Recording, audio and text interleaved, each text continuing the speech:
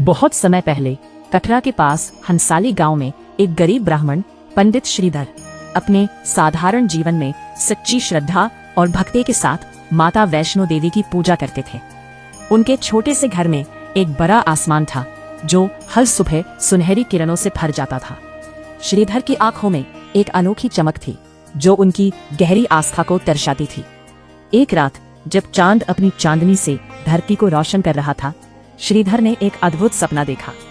उनकी आंखों के सामने एक छोटी बच्ची प्रकट हुई जिसकी मुस्कान में ऐसा जादू था कि वह किसी को भी मंत्रमुग्ध कर सकती थी। उसने कहा, श्रीधर, तुम गांव में एक भंडारे का आयोजन करो। उनकी नसों में एक नई ऊर्जा दौड़ गई, लेकिन उनके दिल में चिंता का साया भी था।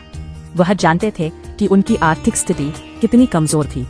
फिर भी देवी माँ की आज्ञा को मानने का साहस करते हुए श्रीधर ने आयोजन का संकल्प लिया। गांव के लोग उनकी भक्ति को जानते थे, लेकिन भंडारे के लिए आवश्यक सामग्री जुटाना उनके लिए एक बड़ी चुनौती थी।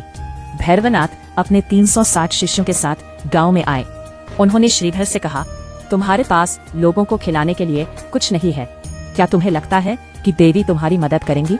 उनकी हंसी में अपमान की एक कड़वाहट थी और श्रीधर की चिंता बढ़ गई, लेकिन उन्होंने अपनी आस्था बनाए रखी। तभी जैसे ही लोगों ने उम्मीद छोड़ दी थी, वही छोटी कन्या फिर से प्रकट हुई। उसकी उपस्थिति से आकाश में एक दिव्य चमक फैल गई। उसने अपनी दैवीय शक्ति से सभी को भोजन कराया। लोग आश्चर्यचकित रह गए, लेकिन भैरवनाथ को यह स्वीकार नहीं हुआ। उन्होंने कन्या का पीछा करने का निर्णय लिया।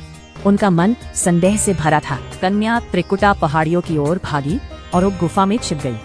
जब भैरवनाथ वहां पहुंचे तो देवी ने अपना महाकाली रूप प्रकट किया। वो अपनी ताकत और करुणा के साथ भैरवनाथ को दंडित किया। भैरवनाथ ने अपने किए पर पछताया और देवी से क्षमा मांगी।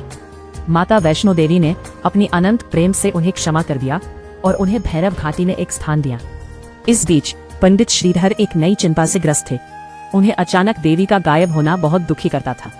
फिर एक रात देवी ने उन्हें स्वप्न में दर्शन दिए और अपने पवित्र गुफा का पता बताया, जहां वह 3 पिंडियों के रूप में विराजमान थी, माता काली, माता लक्ष्मी और माता सरस्वती। श्रीधर ने उन पिंडियों को खोज निकाला और जब उन्होंने उन्हें देखा तो उनके दिल में प्रेम और भक्ति की लहर दौड़ गई।